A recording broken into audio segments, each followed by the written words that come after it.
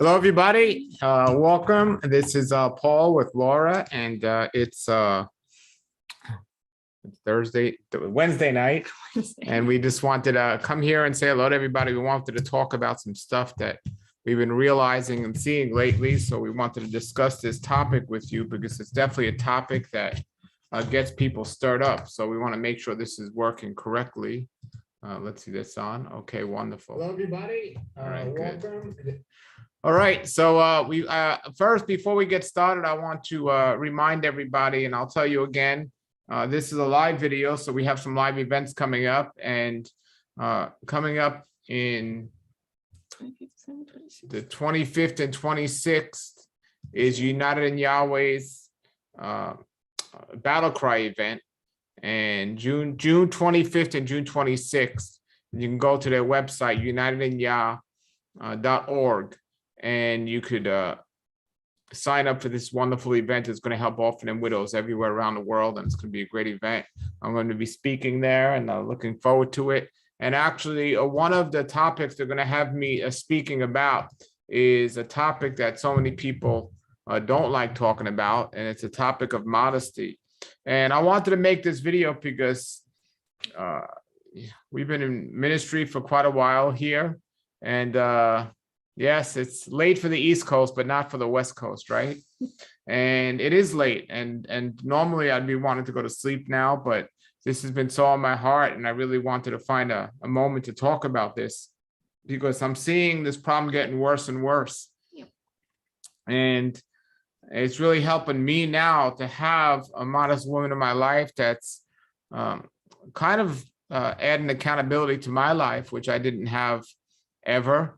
And, you know, we either become like the people around or they become like us. And it's not good to have, I don't want to call it immodest company as much as I'll say immodest thinking or people, because modesty, it's a spiritual battle that's going on, or the immodesty that's happening out there today.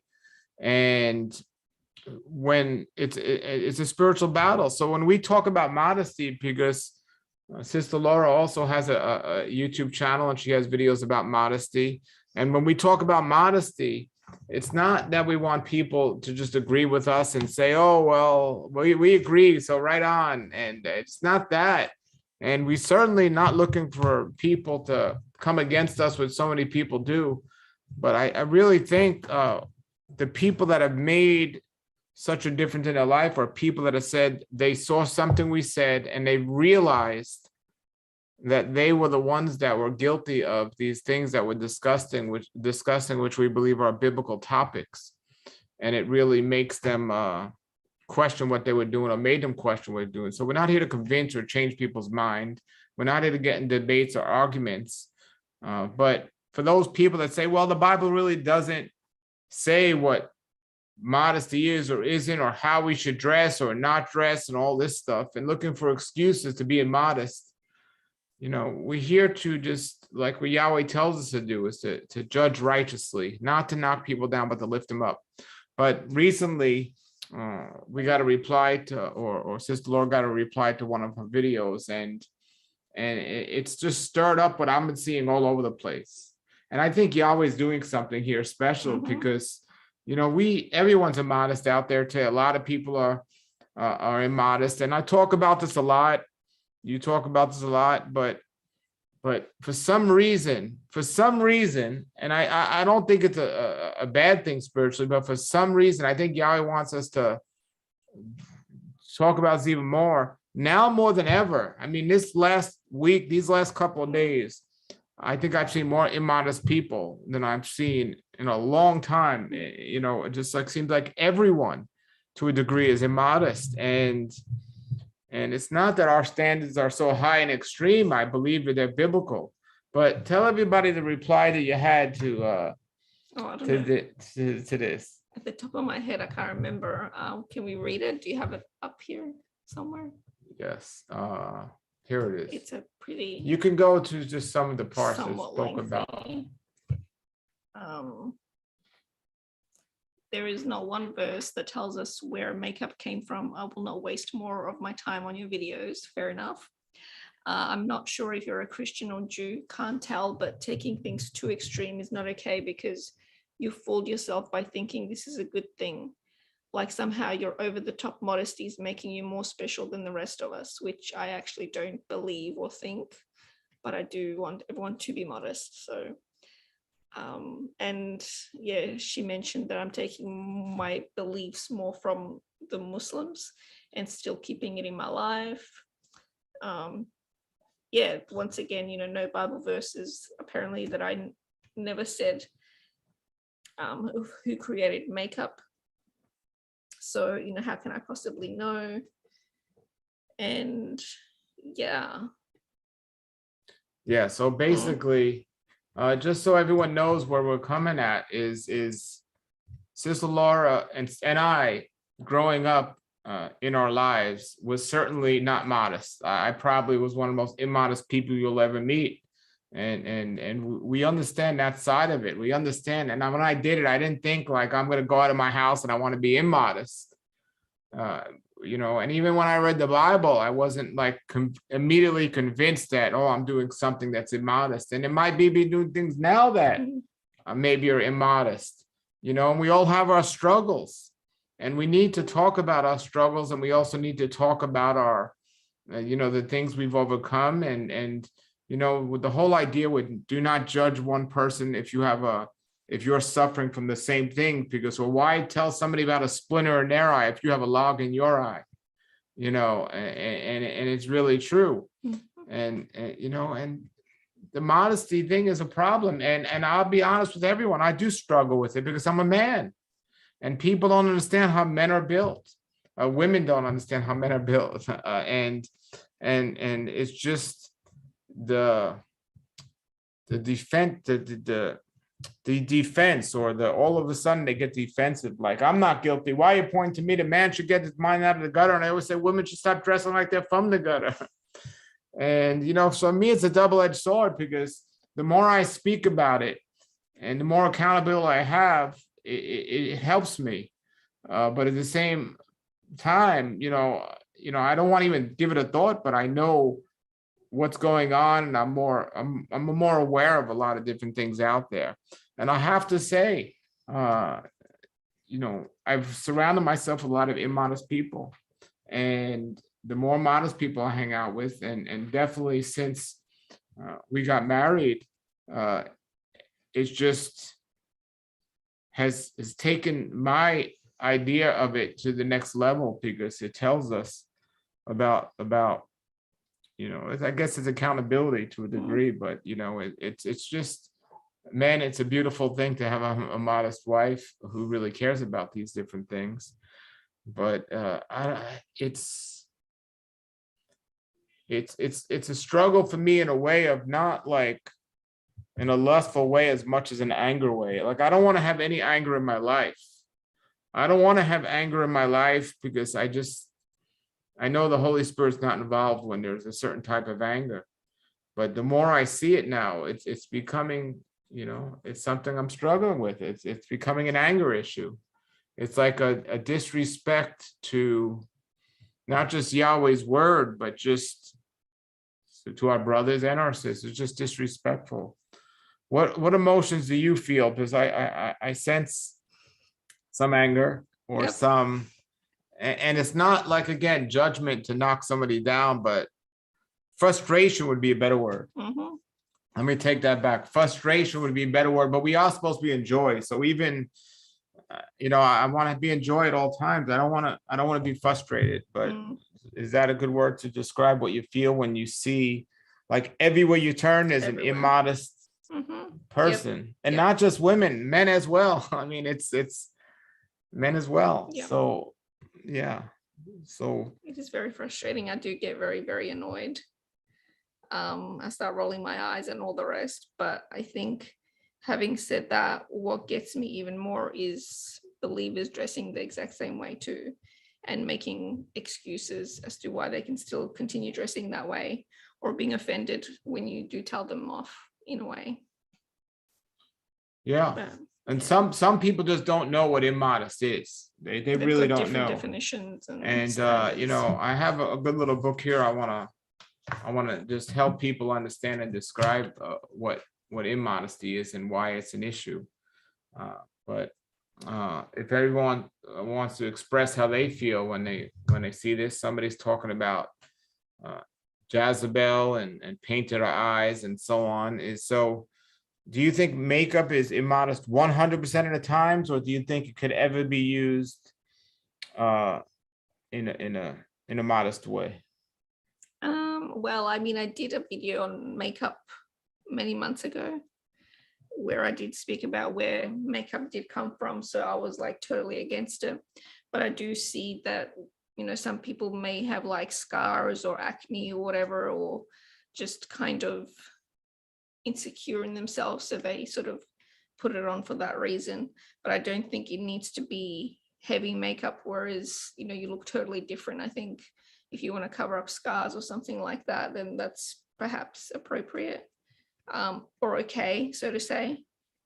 But yeah, I mean, I used to be very against it. So Yeah. Yeah. So yeah, I Each think to their if own. somebody has a scar or something, it's one thing, but the whole idea of the word makeup, it's right there in the name. It's so against biblical principles. Makeup. We're gonna make up ourselves to be something different and put this temporary tattoo on our face every day to make us look different than we should be. But I don't think people are doing that as the intent. And I say all the time that the intent doesn't cancel out the appearance. Exactly. So a lot of, in defense, a lot of women say, well, I'm not trying to attract other men but your intent doesn't cancel out your appearance. And it's an important thing. And this is a spiritual battle all the way, because I mean, there are literally divorces happening because women are dressing immodest, and men are guilty of dressing immodest these days as well, and it's allowing their wives to dress that way too. Yeah, exactly. Now that'll upset a lot of people when they hear that. Sister Laura just said, and allowing their wives to dress immodest. You know, and now it's like some people, I've heard people saying, well, I want my wife to look beautiful or pretty or hot for me, but it's like, if she's looking hot for you, she's going to be looking hot for every other guy and men out there, and they're going to be all looking at her. So do you really want that attention for your wife? Yeah, I mean, the Christian brother should not desire a trophy wife when it comes to like showing her off, like, look what I got, you know. And it just goes against the principles of scripture from what I see. And it's sad. It's really sad. And so many people get upset when we do videos on this topic, but I don't see any other ministries talking about this. And it's really, that's the real sad thing to me. We shouldn't have to do this. At least I shouldn't have to do this, but no one else is doing this. And I wouldn't even do this if it wasn't something that Yahweh put in my heart to talk about and discuss, and where I came on and it came from and so on. But you know, it's you know, our physical outer appearance is such an emotional and hot topic, because it's not something that's inward that we can hide and nobody can see at certain points, or we could put on a false face. This is our outside. And people don't realize that it really shows what set apart is all about. And you know, yes, the outside is a reflection of your inside. So your heart, you know, will determine, you know, you won't find certain people feeling good about looking a certain way in public and so on. So I don't want to create controversy, but I do want to bring it to people's attention. And I really, really think we could take a great example of coming to close to biblical values by looking at the Orthodox Jewish community, by looking at certain parts of Indian culture and Islam, the community. When it comes to dress, these are all different communities that I believe have a lot more reverence for Yahweh's modesty than most so-called believers today. And just a fear of God too. Like, yeah, I think many believers don't have that even, and that's what's causing everyone to kind of rebel and just do whatever they want, because they don't have that fear anymore. Yeah, and it's and it's things. I mean, there's so many reasons and excuses, and we hear them all. But when you stop making excuses for what we should be doing, there shouldn't be excuses. There should just be the forgiveness and just repentance and to move forward and not stand still and think, well, I'm okay. And in any other area, if a person was doing something that didn't line up with Yahweh's ideal plan for us, people would probably feel convicted. But when it comes to modesty, that's when people make up all the excuses and everything else. So here's the thing right now. The thing right now is, right away, the question I get is, so is it a sin for me to wear something or not wear something? And in the Torah, just because it doesn't address a particular word, like, for example, from a health standpoint, microwaves weren't even in existence during the scriptural times. So there's no sin, there's no commandment, thou shalt not use a microwave. But it's defiling our temple that Yahweh created. It's not good for us. And so, so even though it's not technically a commandment, and if it's not a commandment, then it can't technically be a sin, right? Because you're not breaking a commandment. But the question we need to ask ourselves is not just to look for these loopholes of what we can get away with and how far we could take it. The question we need to ask ourselves is, what is building up our temple? What is building up, making us closer to Yahweh and farther away? And that's the thing we need to ask ourselves. And I know there are some of you that are watching that aren't really concerned about this. There are some of you that are watching that don't think about this or haven't thought about this. But someone's watching right now that caught their attention, and they're on that line. They're on that fence, and they got to go one way or the other. And they're gonna maybe, hopefully, after see this, wake up a different person and decide to change. And accountability is really important, and that's another reason why I don't stop talking about this subject. And I have to thank you for the accountability you give me. And this is the accountability a wife and a husband should give each other. And it's an important thing. Now, there's different specific aspects of modesty. There's clothing, there's what's allowed, or what's the areas where we live, and modesty can also be speech. But the thing is, it's, if you're praying, if you're in high heels, wearing perfume, wearing a lot of makeup, revealing your skin, or revealing the shape of your body through tight clothing, and you're thinking that Yahweh is okay with that, or you people say, well, I prayed and he's okay with me like this. There's a lot of spirits that'll speak to you, and it's a deceptive spirit that if you think you're okay when you're looking like that. And the same thing goes through for everything. If you're not living according to Yahweh's word and you think that he's okay with it, you're deceived.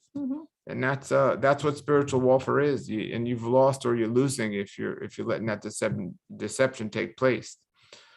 So you want to feel good about being. There's a reason why they call it set apart, and there's a reason why they call it private parts.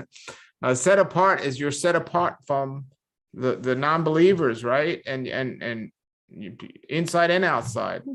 And the private parts are supposed to be private. They're not supposed to be for the public to see.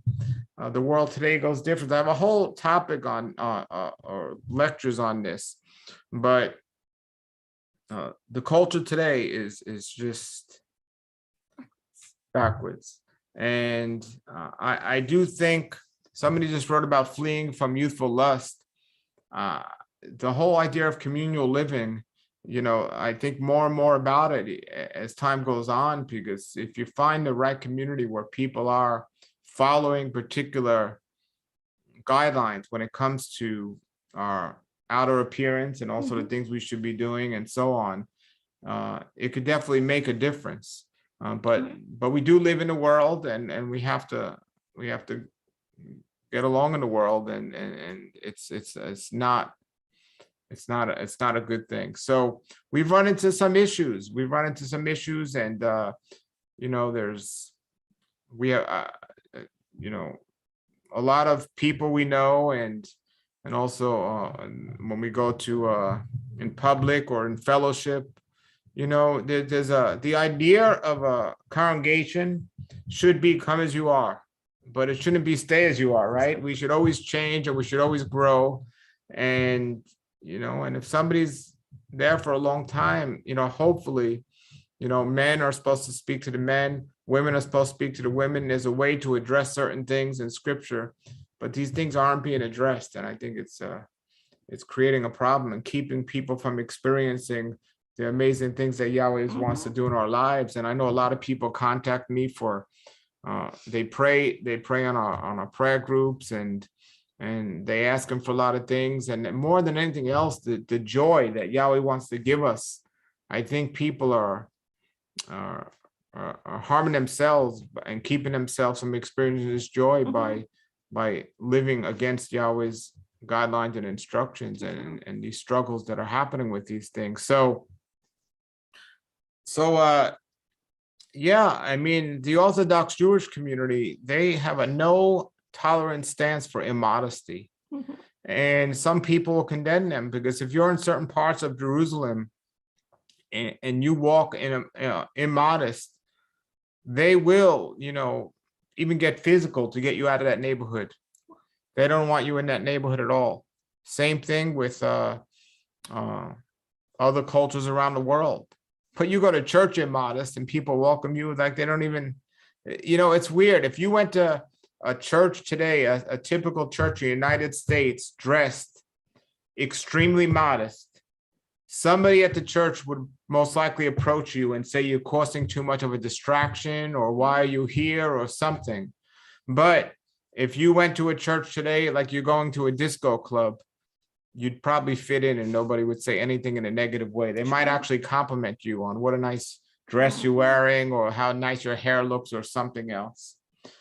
And so, you know, this isn't just about for women, this is for men also. And for myself, you know, I don't know if the word vanity would fit as much as pride, but you know, men should do their best to cover up as well, especially today. You know, we always hear that men are more visual and women are more emotional, but I don't know if it's because of the hormones that are in the foods today and everything else, but I'm hearing now a lot of women, you know, are very visual and struggle with the same topic these days, and it creates a problem, you know. And you know, so I mean, what do? Do you ask people to just turn off their TV sets and just not go in society? I mean, you can't do that, so you have to get along and so on. But I just have a desire, the more I see immodesty, the more modest I want to be. Maybe it is to set an example, or maybe it's just because it's just reminding me how I don't want to be, but I just want to be that more modest. And another example besides these communities around the world, you have it here. If you go to an Amish community or a Mennonite community, you know, I don't know if anyone's watching that's Amish or anything like that, but I know for a fact that, you know, in Orthodox Judaism and in Islam, adultery, and certain Indian cultures around the world, adultery and fornication and these things are not at the same levels as they are as in the world, or as in typical Christianity. And you could say the same thing about divorce. You know, all the places around the world that practice modesty according to biblical principles have a much lower divorce rate than the typical culture out there. And you know, if you're going to be extreme, people, at least be extreme in the right direction and not the wrong direction. And yeah, and it's so I try to help people understand this, and people don't know. I gotta find this notice. So we put something on our house here. I don't even think people look at it when they come in. No, But what happened was, so we have a fellowship here in the house, or we had a fellowship here in the house, and people would come each week to the house, and sometimes people would call us up that were new to our fellowship, and they would come, and I would say on the phone to them real quickly, oh, but we're a modest house, we want people to be modest. And people would, oh, we get it, we understand, we agree with you. And then they would come here and they'd be immodest. So we were at a fellowship in Georgia. I love this community in Georgia. And they had a sign on the door, and it just kept it nice and simple here. And I'll read it. And the sign basically says, please take off your shoes. Modest dress, please, men and women. Modest neckline for skirts or for shirts. No tanks or string straps, sleeveless. Loose fitting pants, skirts, or shorts. At least to knee, but preferably longer. That's it. That's simple. That's we keep it. And from a percentage standpoint, so 2 questions. From a percentage standpoint, number one, how many people do you think even read this? That have come already. I don't think many. And those that read it, how many of you think they actually applies to it? Not many either. Yeah, I don't know if anybody would say, oh, I read that, and even if they say they agree, but they'll say like, I agree, but at the same time, they're not doing what it says. And I don't know how it is in the fellowship, and the whole idea of how to deal with when something like that happens is a whole nother story. And we're here on on YouTube here, just trying to bring up this discussion, but I don't know how people feel about this. Again, we don't necessarily want to be preaching to the choir here, but somebody says it well. Satan has been working overtime in these last days. Oh, yeah. And when I street evangelize, the streets are flooded with sin, or evidence of sin is everywhere. And people all of a sudden, they look for dirt. Where's the dirt in the street? And then you look how people are walking around. And by no means, we're not perfect, folks. We're not necessarily claiming to be. And we're not talking about perfection. We're talking about being extreme in the right direction, I guess. And I open this up here, and I'm sure we'll get some comments later, because some people seem to be pretty upset, and myself or the ministry, for even bringing up this topic. And here I am now to bring this up and ask any of you about it, what your issue is. What's your issue? If any of you have an issue, here is mine. Why should a man be talking about a woman should dress, and so on and so on? So, but I think men should, because obviously they do struggle. So it's like, if you're telling women to dress a certain way, it's like you're kind of saying, hey, whether it's you or other men, it's like, hey, we struggle, so do something to cover up and not tempt us, and that should be enough. But apparently women just don't even care about tempting men. It's like that's what they want to do. Yeah, and you don't see it too often, but it would be I'm sure it happens, especially in New York. There's people are honest in New York, but it's like, if you're a guy and then there's another guy walking with a really immodest woman, and if that guy is staring at the immodest woman, of course the guy that's with is going to get upset and try to be a macho man. Hey, why are you looking at my woman? Now most people would run away. Oh, no, I wasn't looking. But from New York, we don't say it. Why is she dressed like that? If you don't want men to be looking at her, have her put on some clothes or something. Yeah. And a lot of times, I feel like just telling people that, if I saw a transaction like that, just going up, hey, if you don't want him looking at her, have her put on some clothes, look how she's dressed and so on. But it's more now than ever before. So there seems to be a lot of questions Pants. Pants, and I guess pants and makeup is the most questions. And by the way, from a scriptural standpoint and just from a principle standpoint, pants, in scripture, in the question that comes up is, pants for women are fine under a skirt. Under a skirt. That's, if you feel you need to wear pants, wear it under the skirt. So pants are fine, but I could tell you that the designers know what they're doing, and the designers know what happens, and so on, and with the way the pants are designed and so on. And a lot of women are very deceived to think that pants doesn't show off their body. And some women say, oh, these pants are loose pants, so it's different.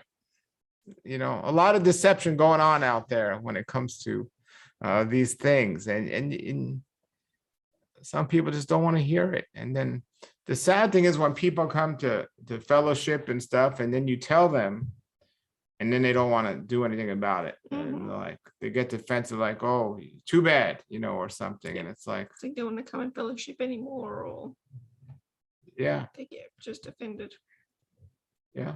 And I like, there's what ministry was it somewhere where just like in Judaism and in Islam and certain other cultures around the world, when they go to congregate, the men and the women are separated. But there was a Christian. Gino Jennings was one of them. Oh, Gino Jennings. Yeah. Gino Jennings is a popular Christian evangelist online. But basically the men and the women are separate in his congregation. And that's I like that idea a lot, and an issue I always had is, I love to dance and I love to worship, but I always had an issue when I go to a congregation or a church where they dance either on stage or in front of everyone. If you want to dance, sometimes you could have that circle in the back of the room, but I want as little distractions as possible. And some of these places, we saw something the other day. We saw a lady that was singing very nice, but the dancer was completely immodest. Did I show you that? Yeah, the woman that was dancing was completely immodest, and it's just not a good example of a church that's in order, or a congregation that's in order when it's like that. And you can't speak to the youth today because you look at their parents, and their parents are probably the ones they get the example from. Yep. And we don't see anything wrong with that or something like this. And it's really sad. And so it's sad that they kind of find modesty more embarrassing than kind of dressing like the world. That's kind of more normalized than modesty, which is unfortunate, but I guess that's the world that they live in. Yeah, exactly. And the enemy is very, very deceptive, and people don't get this. So somebody here says, Pam. Oh, no, this one here. Somebody says, how to wear hair, I have long hair, how to wear hair. Now, I can't think of, any part more. I know it's late. It's getting late. I just had to get this message out here tonight, but I can't think of anything more worshipped in today's world and made an idol out of than hair. And I'm not saying you all do this, but but hair. It's just women will go to beauty salons and parlors and style and all the rest. Yeah, and they have to have their hair a certain way, and it's it's not a good thing. But in general, Hollywood knows this, because right before they have a love scene or something, before they break away the commercial, well, at least in the old days they used to break away a commercial. Now they don't even break away the commercial, but the woman put her hair down. As soon as her hair came down, you knew what was going to happen. Today maybe they show a bedroom door closing or something, but in those days, as soon as a woman's hair came down, they break away to commercial, and then they wake up the next day smoking a cigarette in bed or something. And, so, if somebody's not going to decide to cover their hair, my, understanding of modesty will at least be wear your hair up, at least, if you're not going to cover it. It's a very, it's an interesting subject.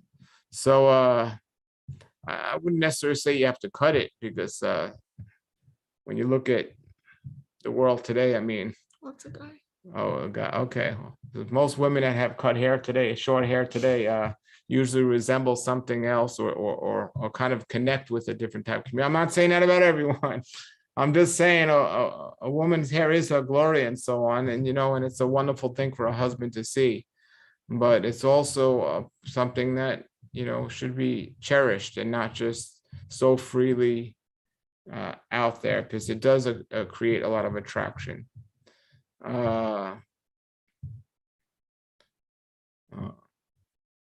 Yes. So yeah. So it's I don't know if well, I guess some vanity is connected to this, because people, if they have a nice body, they want to show it off, right? But that shouldn't be the attitude. It shouldn't be your attitude if you're truly a believer, and it shouldn't be the thing you focus on. Somebody else I knew recently was in a picture with his wife, and this is important, because I made mistakes. We make mistakes, but if you have old pictures on the internet that were immodest, and now you've come to a different understanding, and now you're modest, should take him off. Yeah, don't leave those pictures up there. Take them off, and don't be posting new old pictures, but take them off. And but I understand the temptation and the trap. See, so I'll show you a problem I got myself into. I mean, if you watch my more recent videos for the last many years, I pretty much don't wear short sleeves and never a tank top and so on. But I'm a health teacher, and I'm a vegetarian, and I've been so for many years. And people don't understand. They think, oh, vegetarians are weak and they're skinny and you can't put on muscle being a vegetarian. So I fell into this trap of trying to encourage people that you can be healthy on this type of diet. And I made a mistake. I took a picture in a tank top to show off my muscles, to teach people that, you can build muscle on a vegetarian diet. And later on, I realized, well, I shouldn't have had a picture like that up, but I didn't remember to take them all down. And someone, oh, you're immodest and you're a hypocrite. Look at you, because you're on here. And so we really do need to be careful and consider social media when something gets out there. So there's a question if women should cut, if men should cut their hair, and a man shouldn't have the same appearance as a woman. So, there's a Nazarite vow where men don't cut their hair, and they let the hair grow for a certain amount of time, depending how long it is. So men don't necessarily need to cut their hair, but I do believe that a man shouldn't have the appearance of a woman, and vice versa too. Vice versa. But I think, and it's not meant to be in a comical way, but it's something that I think makes sense, that a man's beard should be longer than his hair. So if a man wants a short beard, he can have short hair. But if he's going to have really long hair, at least have a really long beard, so it differentiates himself between a man and a woman. And I mean, and that's for somebody looking in the front, but in the back, it's not, because they just see long hair. So it's best that a man present himself as a man. And we know, people could say, well, Yeshua had long hair, so we hear, but there's no actual true pictures of him. And he definitely looked a lot different than most people would think. So I don't even give that argument that an argument discussion. But basically, we shouldn't cut our hair or our beards to mimic things that are not of Yahweh. So many men these days get goatees, and it's, again, appearance doesn't take out the intent and so on. But The reason why they did goatees in the old days was because they wanted to mimic the goat god, the gods that looked like the goat appearance, which was like a goat body with a man's face and so on. But now it's the style. And the scriptures, when the scriptures say that a man should not mar the edges of his beard, the point was that he should not do what the Egyptians did, and he should not look like them. He should look like an Israelite and not like an Egyptian. And the Egyptians were making all these funny shapes in their beard and so on. So it wasn't to take on these types of images. So you can be upkept, you can be neat and you know, and trimmed, but you just want to be careful. And ultimately, Yahweh is the one you should ask these questions to. If you're a man with hair, you don't want to cut it, or if you're a woman and you have long hair, how should you wear it? Ultimately, it's Yahweh's the one you should really pray to Yahweh. Yahweh, I don't want to create a distraction in a negative way, because creating a distraction in a positive way is a good thing. If you're creating a distraction because you're too modest, I don't think that's necessarily a bad thing. But creating a distraction in a negative way. So yeah, I don't want to create a negative distraction. I don't want to cause any mental lust. I want to take on the appearance of if I'm a man, if a woman, and pray that. Now, if you're in a bikini with high heels or makeup, or even if you're in going to work and a woman in a business suit, business attire with makeup, and Yahweh's not going to make you feel good about that. And if you think he is, that's not his spirit talking to you, you know. And I mean, the reality is, and most, I mean, you tell me, you're a woman, most women know when they're dressed a certain way and heads turn, right? Yep. I mean, even and they do it intentionally too. Yeah, I mean, they must like the attention, right? Yeah. So you're a woman. If you're dressing a certain way, if you're wearing extra lipstick to make your lips all, but you know, when guys are looking at certain parts of your body and you enjoy the attention or not. And from what I think is, women enjoy the attention if they're, you know, interested in a guy or something. But if it's like somebody that they're not interested, all of a sudden they call that guy a pervert. But if they like that guy, they're like, oh, I'm honored. You know, it's just I have a whole nother idea of just the world today and how it's so backwards, and it's really difficult to be women today, but it's really difficult to be men today as well, because you know, it's just a backwards world we live in here today. But again, I know there are people on here that know this, but does anyone see, and I don't contribute it just to the end times, but does anyone see and agree that now more than ever, because for me, this last month, it's just been unbelievable what I've been seeing, and not just from non-believers, so-called believers as well.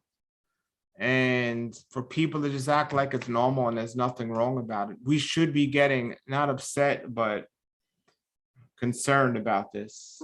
We should be getting concerned about this. And I don't want to be anywhere near it. And I'm never one to just run away and hide, but you know, I feel like I just don't want to be around it at all. But somebody has to be out there talking about this and so on. But you know, it's like the same thing, you know, the other topics we speak about the food we eat, but you know, about like the alcohol and drugs and so on. And somebody actually contacted me recently and said, oh, I know you don't agree with marijuana, and I know you don't agree with alcohol and stuff, but I drink and I smoke, and you know, and if it bothers you, well, you know, too bad. This is what I believe in, and so on. And I'm hearing this and I'm thinking like, and this person calls himself, you know, a believer. It's not, I didn't say they're struggling with alcohol and smoking. They like do it and they enjoy it and they don't see anything wrong with it. And it's really, I think there's an emptiness in people that they have to, they need that attention or they need something.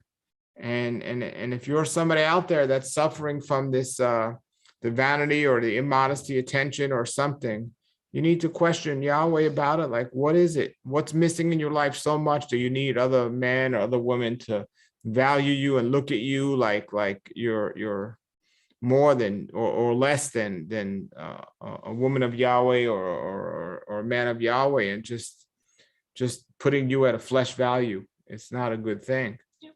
So, and okay, so wait, let's see. Does anyone in this chat have an opinion? I don't think he is going to he's going to answer my question. I don't have much to wear. That's what I've been thinking about wearing to gather. All right, so let's answer this question. Let me go back and find the question. If you want to post your question again. Let's see.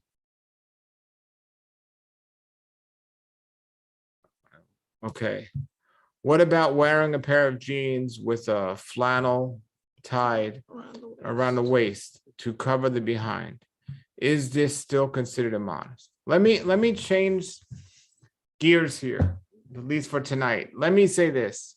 Let me not tell you what's modest or immodest. Let me say that these are things to pray to Yahweh about. And I believe if you're bringing up the question alone, it's questionable. And it's a good thing you bring up the question. I'm not the authority on this, because if you agree with me, then you're going to be like, great, you're going to feel good. And if you disagree with me, you're going to get upset at me. But I'm going to take myself out of this. And the question is, what about wearing a pair of jeans and a flannel tied around the waist? Do you believe that this is modest? Ask Yahweh that. Search out the scriptures and see what the scriptures say about this. Is modesty only about covering your backside if you're wearing jeans and so on? I mean, what about the front side of the jeans? And so on. And if you're covering yourself front side and backside, well, now aren't you wearing just a dress over your jeans? Has that changed the thing a little? And what if it gets cold and you take that sweater off to put it on and so on? But that's my thing. If you have to go outside of your house and cover up or have a flannel around you so you're not showing off your backside, well, right there, that's kind of evident that you're wearing something that's immodest, but I'm not gonna. I have another night I'll go into and I'll discuss what I would see as modest or immodest, in my opinion, based on from my understanding. But really, really just pray about these things. So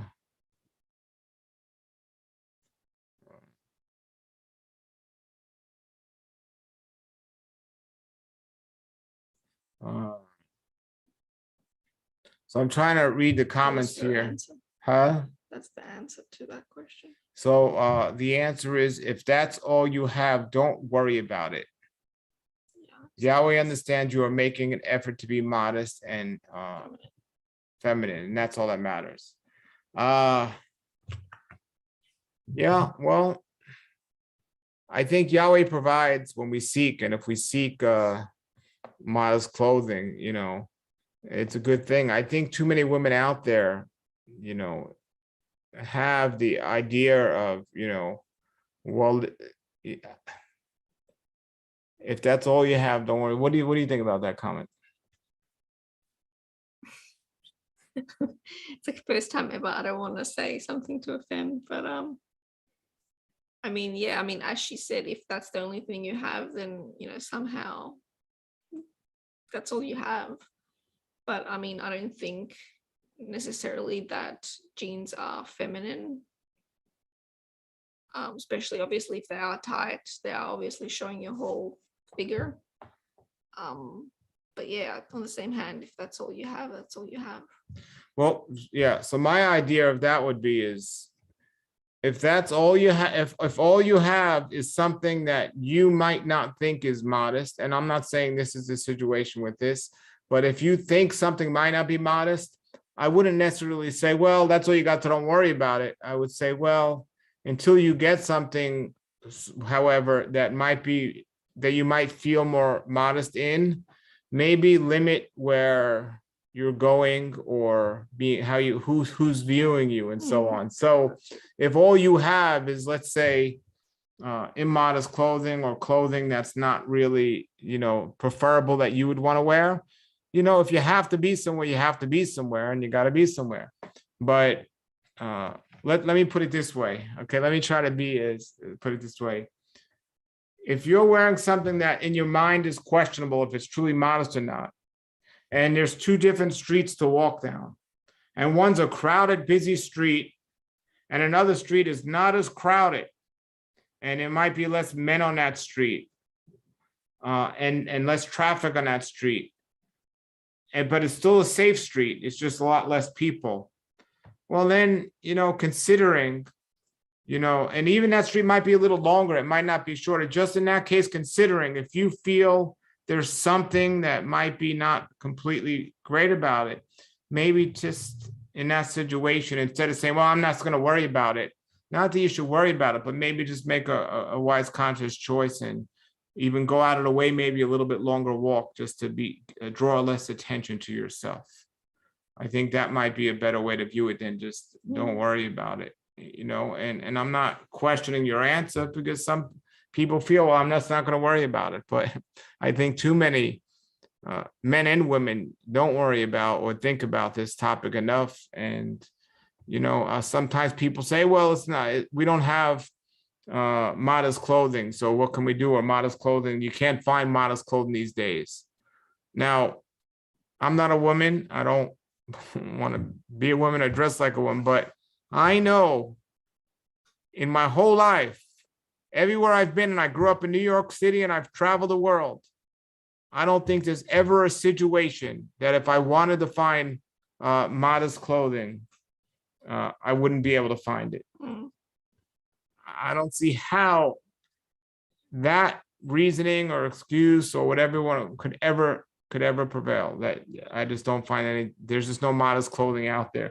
Maybe I could see for a regular daily basis of going to work, I have trouble finding modest suits every day at work and something, but for a particular situation, modest clothing, it's not. Do you think it's difficult to find as a woman modest clothing? No, I think it's just, it might be a bit, I don't want to say troubling, but at first for people to transition from wearing, let's say, tight clothing to then going and finding a dress that's loose, and it might not be their style, and then you sort of have to get used to wearing something extremely different. But there's always something to find. It's just a matter of, I guess, style and finding what you like. And where you're shopping too, and so on. And you can get stuff from the thrift store if you don't want to pay, so much for new clothes. You can definitely find stuff at the thrift store as well. Yeah, somebody's asking, do we have to cover it with a scarf, or can we wear hats? Now, again, we're not here tonight, at least, to tell you what you have to or should be doing and so on. But just pray about these things. And if Yah puts it on your heart, or if you question what you're wearing, you really don't have to do anything. It really comes down to, the question shouldn't be, do I have to do this? The question should be, how could I best please Yah?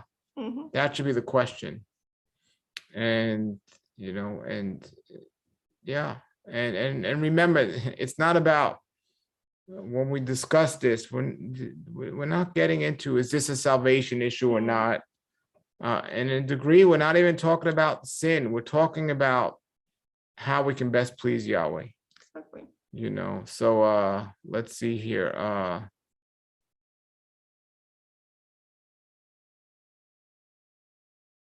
So Tom says, some interpret Genesis 3:21 to mean that we should all be wearing tunics that cover the form, men and women. I have nothing wrong with that. No. I have nothing wrong with that idea.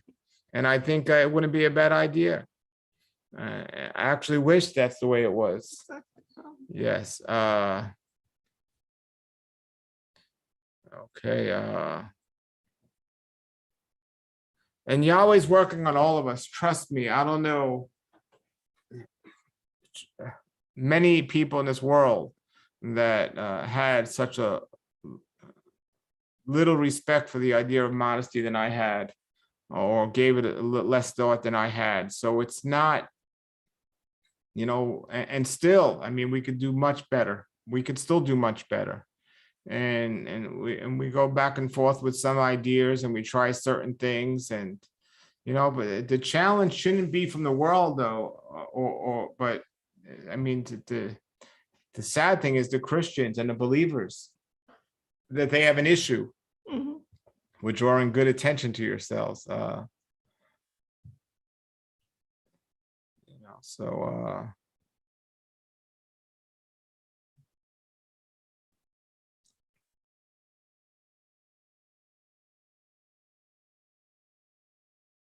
sorry, we're just reading your comments. yes, reading the comment. Well, yeah, it's we all want to improve, but the thing is, we should set good examples. And like I tell a lot of people is we're on a team, and we have to represent, and the uniform we wear expresses and shows what team we're on. And most times today, you can't tell the difference between worldly people and not worldly people. And scriptures always say our attitude and a lot more is just beyond that. But let me give you a great example. So the other day, I have a channel where I talk about fruit trees and growing fruit trees and so on. And somebody told me they have this wonderful land with all these fruit trees, a place I didn't even know, and it's right near my house. And I was really excited to go there. I really was. I want to film all these trees and so on. And so I'm getting ready to make plans to go there. And the guy tells me, "Oh, I forgot to tell you one thing, though. We're a nude community." Oh, wow. A nude community. And I was like, so the old me I wouldn't care less about that. It doesn't mean I had to be nude, and it still doesn't mean I have to be nude. I could still go there, but everyone else there is nude. And I was like, that's going to create a problem, and, I just don't want to put myself in that situation. And it's not like the Playboy Mansion where these like young women running around naked. I mean, it's mostly retired people, but still, I don't want to put myself in that situation. It's not anything I want to be near in this time of my life. And, in my past life, or in my past, it wouldn't have got my attention as much as it did now. And I just told a person, the only person I want to see naked is my wife. Thank you. And, but he said, well, you can come on a cold day. Maybe nobody will be out. But yeah, so just our attitude towards these different things. And let's see. But I should still have that same attitude towards the world. Pretty much. Because people are literally, when you look at the definition of what nakedness is and showing off the form of the body, and I should have that same feeling. Not that I want to lock myself in a closet, but today we were somewhere, and we were in a dentist office, and I promise you, I could not tell you. If you gave me $1 million, I can't tell you what that woman was wearing, what she looked at. All I knew is an immodest woman was coming towards the door, and I completely looked the other way, and I don't know exactly how she looks or anything else. And it's but it's just crazy. It's just crazy. And I heard the woman, I think she might have been a kid's mother or something, I don't even know, or somebody's wife. Yeah. The way she was, and I was just like, and I was just, this is just, but it should, I should, got to a point where we should treat the world like, if we live in a nude community. Yeah. And somehow, some way, Yahweh in his joking and his funniness put us in a nude community. And now how are we going to get along? I mean, I should just like I'm in that community filming these nude people amongst those fruit trees. What am I supposed to do? I'm going to walk out of this house, and there's going to be nude people everywhere. Now, they're not completely nude, but they're showing off their private parts. They're wearing yoga pants. They're just, and it's beyond just nude. I mean, somebody once said to me, "Oh, you must have a tough down there living in Florida because it's always hot and people wear as little clothes as possible." Well, in colder environments, people wear tight clothes and certain clothes to cover up many of their imperfections. Yeah. So that doesn't necessarily make it any better sometimes. And then the problem is, here's the real issue that people don't understand. And I don't know anyone teaches on this, but this is what Yahweh showed me. And this is what the truth is. And I know this. You know, we have cats. This is important for you to understand. We have cats. And this must drive people crazy when I say this stuff, because so many people get upset. And you all, here you are commenting, all you agree and so on. Watch the comments I get off this after, how many people start cursing me out and yelling at me and screaming at me and all this stuff. But here's the thing. We have stray cats, okay? And when those cats are in heat, you know, they know the other cat's in heat. There are signals that are sent between the cats, and there are certain feelings that are sent between those stray cats. And one of those signals is, guess what? The female cats walk up with their butt higher in the air. That's a message to them to let all the male cats in the neighborhood know, say, hey, I'm in heat. I'm ready to make some babies. And when you get it to a human level, there's only a 2 or 3 day window that a woman could actually conceive. And her body transforms during that time. And so there's an attitude. But there's only a 2 or 3 day window in that time. And when a man and a woman are mating, the woman's features transform. It's an attractive thing or an attraction thing. And basically, it's a signal that I'm ready to mate. And the makeup community, the face painting, makeup / fake up community mimics that look every single day of the month, not just the 1 or 2, 3 days, or not just between the husband, every single day.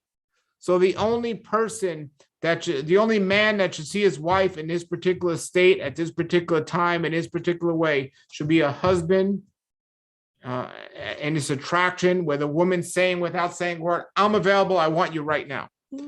But the makeup community and the hair community and even the clothing community has made it a way where it mimics that particular look. And just like that cat's in heat, the woman walked down the street and she's saying, without even saying a word, to the way she's dressed and the makeup she wears, is, I'm in heat and I want to find somebody to mate with.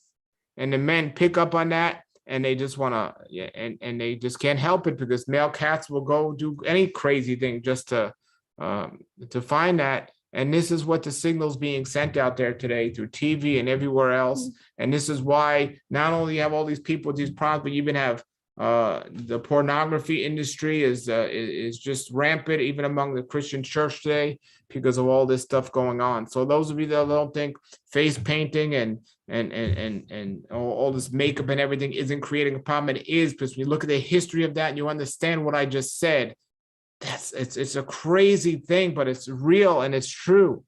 And and it's completely different appearance and a look, and this is what the enemy just wants to happen. And and the whole thing with the backside up and everything else, and it's just, and the transformation that takes place when people do these different things. It's like, remember that movie with Jim Carrey years ago, The Mask, when he put that mask on, Yeah.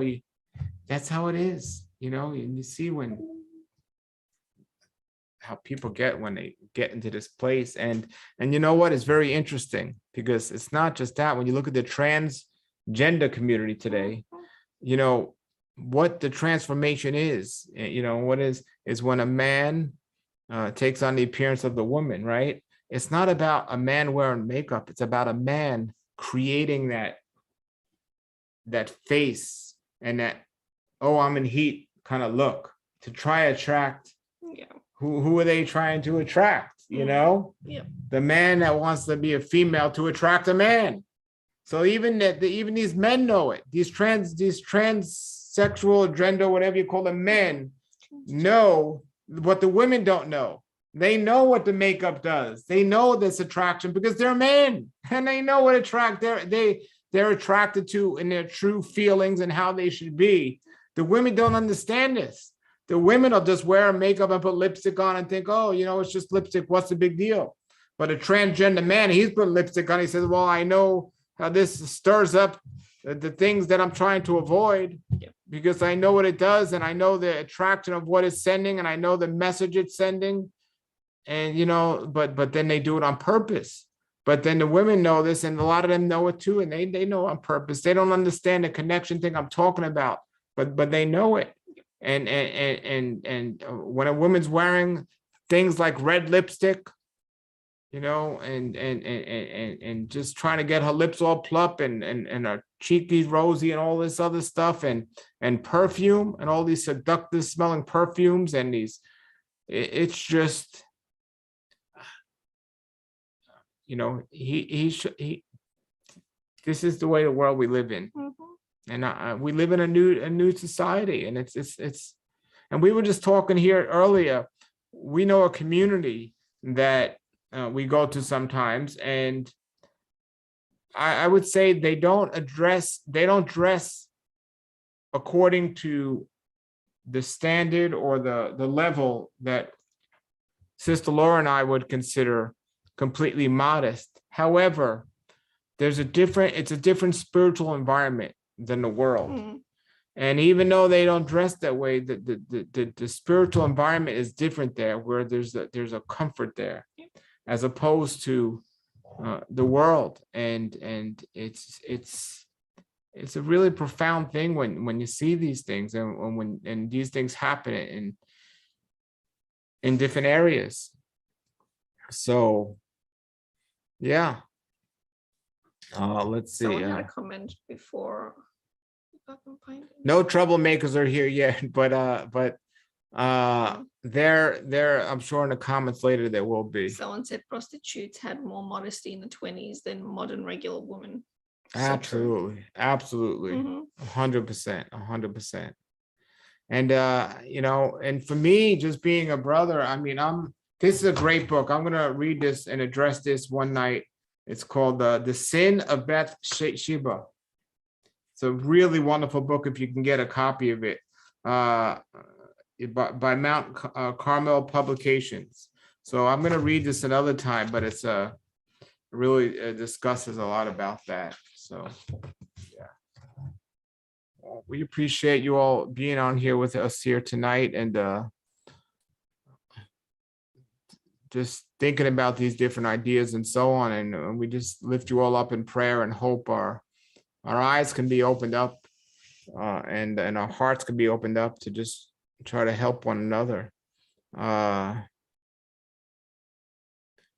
Yeah, the idolization of makeup and the idolatry of it, it's a sad thing. But I know a woman told me she can't even go out from her front door to throw the garbage out without it. Without it, from a front door to throw the garbage out without it. And it's like, wow. So it's just a sad thing. So somebody's asking, what do you think about women shaping their eyebrows? Is it part of seduction? Do you want to answer that one? Yes. Yeah, I mean, I think it is. But I mean, I know some people, like, for example, me, who back in the day when I was a teenager, used to actually, even like very early teens, unfortunately, where, you watch movies and you see all these actors or actresses, and you're like, oh, their eyebrows are nice. And then you sort of pluck your eyebrows, so much so that now it won't grow for me. And so I think sometimes, I wish I could get my thick eyebrows back. But I think if you're sort of shaping it, I guess, for the purposes of, well, what part of purposes, then I think obviously it is part of seduction.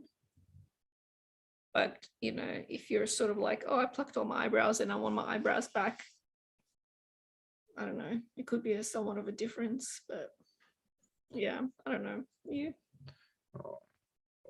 It's sculpture and things. Somebody brought up a great point here. Somebody said Joseph in Egypt, you know, he was unrecognizable to his own brothers, even though they hadn't seen him in years. It says they didn't recognize him. He didn't look like a Hebrew. He was shaven, which is a whole nother, that's another thing too. Shaving, the obsession of shaving. That's another whole nother topic, but it still has a modesty issue connect to it, I believe. But they shaved his face. They probably took off his eyebrows. He had probably have a funky haircut. Yeah. They didn't even recognize him. And yeah, so and Lander says, I draw my eyebrows on. Where did it go? I think you just moved it. Oh, only because they are nearly non-existent and I make them look normal. I kind of, yeah, I feel you there. Mine are somewhat non-existent, but yeah. So what? Yeah. So what? I mean, normal. Here's my question. They make you look normal according to who? Like who like, do you want to be normal in the world? And here's the other thing is so you wear your eyebrows like that, and it's a very deceptive thing to men, because like women, when men go out on dates with women, or if they're meeting a woman, you know, and then what happens later? So the woman will go out in the world and wear makeup or eyebrows and stuff, but then when she comes home, she usually takes it off. Yeah. But so what? I mean, I'm not a woman. I know some people think, well, you're not a woman, you don't understand. And I get that, you know. But if I couldn't have a beard and all men had beards, I wouldn't grow one on. Yeah. You know, or wear a fake one so I could fit in with everyone, or, you know, and I've thought, you know, my daughter told me, oh, you should dye your hair black, or you dye your beard black, or so on. And I thought for fun, maybe, but then I said, no, I don't want to even go there. Because dyeing, that's another one, dyeing of the hair. I don't know if that's well, I guess it's a modesty thing because it goes with the whole thing with worshiping the hair and so on. But there's nothing wrong with wanting to look young, right? And healthy and vibrant. But, you know, I mean, and I guess also with the eyebrows, you got to look at, well, how you're wearing them too, because I guess so. I mean, it's. Well, she said I plucked them all out too much when I was younger. So I'm trying to make them like Yah gave me to begin with, which is, you know. Yeah. You know, so that's we're kind of stupid enough when we're younger to actually take out all the hair and change the way we look. And it just won't grow back. Yeah, and Sister Laura's not calling you stupid. She says we're kind of stupid because we do stupid things, all of us, not we all do. So just don't let us get discouraged with that idea. But we all make mistakes, and I wouldn't consider that necessarily that situation. I wouldn't necessarily think is as bad as other situations, even though, so that might be a good example of makeup. That might be that might be a good example of, you know, I made a mistake and I lost my eyebrows, so I'm just trying to put what's originally there. I'm not trying to go and overdo it. So yeah, you know, I stand corrected, and that goes back to our point earlier. Maybe that's not the, you know, so one of another, besides just a scar, maybe that would be a reason, you know, just not to draw other attentions. Somebody said Tammy Faye Baker had eyebrows tattooed on her. Who said that? Oh. Somebody said that's what happened. Somebody's asking about fasting. It's not the time to talk about that right now, but yeah, and another thing too with the internet that I'm finding is, please, I was talking about the pictures earlier. Think about your picture, your profile picture. Both of you, men and women, but ladies especially, think about your profile picture. Because it's not just old pictures, but your profile picture. Because another thing I see is even if they're not showing like a full body picture or something, a lot of the profile pictures are not modest. They have a seductive makeup and just like a face that you were going out to a disco, not like, I mean, because in essence, this is who you are. This is your resume. This is who I represent. So, you know, if on my social media, I want people to see a face that's what, normal or fits into society. So now you're normal. But my suggestion would be is if you're on social media, you know, and somebody looked at you right away, if they have to question if you're a believer, that's not a good thing. Because somebody should know you're a believer without having to say a word. And that's why I think there's a great benefit to head coverings right there. I think every woman who's a believer, and when she takes a profile picture on the internet, should have a head covering if it's a headshot, because it right away shows there's something different about this woman. There's something, it's like a man with a beard. It doesn't necessarily mean to show you're a believer or a Christian or something. Something's different than the average woman because the hair is, oh, I got to take this profile picture. How's my hair? Same thing for a man. You know, I'm going to be clean shaven and so on. No, if you have a beard, there's something different about that person.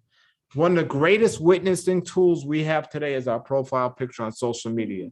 And so many people miss that opportunity because of immodesty and in some cases vanity, to fit in like the world and to look like the world. So we want to look our best according to the world. It's one of the greatest missed opportunities for preaching or just living it as an example is our picture. You know, and some people don't even put a picture at all, which is nice. Some people don't even put a profile picture at all. That's often nice and not a bad idea, but by no means should, you know, if the attraction's not on the body, it shouldn't have to be on the face. We should just look. People should know that I'm talking to a daughter of Yahweh. They should just know, you know, and so.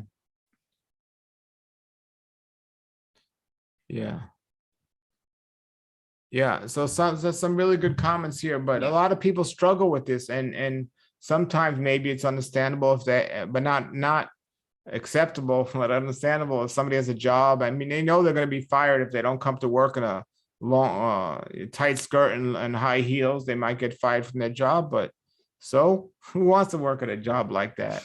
And if you're a man and you're expected to wear high heels and a tight skirt, you definitely should want to get fired and not be anything part of that. But but consider these things, you know, your profile picture, your social media transactions and things, and just in general as well, because it works both ways. So yeah, so it makes a big difference. And you know, I know when I worked on Wall Street, I used to have a suit and clean shaven, and then it's, you know, it's people treat you different. And now beards are socially acceptable now, but I've had a beard since I was 20 years old on and off, and there was a time where it wasn't socially acceptable, and I did it more at first for reasons of just, I like to be as natural as possible. And when I got out of corporate America, one of the first things I did was let my beard grow. And, you know, but I've had different phases and different styles and so on. And it was never from a vanity standpoint. My thing is, whenever I mow the lawn outside, everything looks so clean. And then when I let it go, it just goes everywhere. And then so when I realize the same thing with my beard, sometimes I let it go and it's everywhere, but other times it's if I keep it a little shorter, it's a little clean. So it's so when, you know, my beard's really big and all over the place, my lawn probably hasn't been mowed in a while. But then when it's mowed, it's different. But yes, so I know some of you are just joining us late, but it's already late, and we're getting ready to get ready for bed so we can get up in the morning and do our morning prayer. Okay, somebody says, and this isn't Frank saying this is his wife. I already addressed it. It's hard for me to wear head coverings. I get headaches. Any suggestions about that? I think maybe you might be wearing your head covering a bit too tight. I noticed that when I first back in the day, even when I was Muslim, you know, starting to wear head coverings, it's usually when I make it really types. So maybe just find different styles that you could wear it that, yeah, a bit more looser, but still cover. Yeah. I don't know. Yeah. And a question I often get is a baseball cap considered a head covering, or they have to wear it more towards a certain style?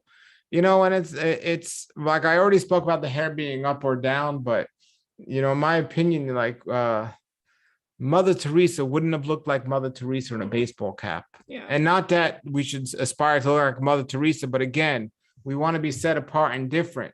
So if you're wearing, if you have a picture, a profile picture, and you're wearing a baseball cap versus your head's covered like more in a biblical way, and I'm not saying a Muslim way, because this is more Christian and than Muslim when you look at the history of it. But in general, you know, you want people to see a difference. And if you have a baseball cap, they might not know, you know, they might not see you any set apart and so on, especially if you're wearing makeup and drawing attention to your face and so on. But, you know, this is, you know, people need to get this and understand this. We just saw, it was so cool. It was a woman, it was a basketball, a girl playing basketball in a full head covering and a full dress and so on. She was wearing too much makeup though. But it was really cool to see what can be done and how it's done. So, but you know, I know there's going to be